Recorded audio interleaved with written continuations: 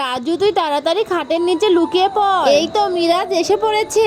আরে মিরাজ তুই খুব ক্লান্ত নাকি? আর বলিস না আফসিন, আমি খুব ক্লান্ত।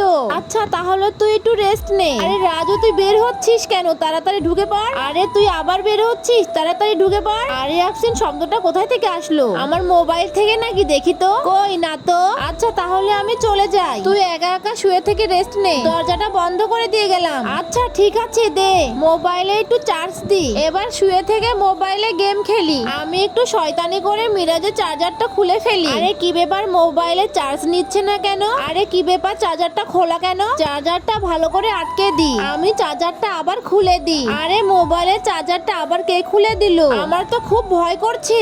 এই রুমের ভেতরে কি কেউ আছে? এই চার্জার এভাবে কে খুলে দিচ্ছে? আরে বোতলটা আমার গায়ে কে ছুঁড়ে মারলো? এই বোতলটা আমি ধরে দেখি। আরে বোতলটা কিভাবে সরে গেল?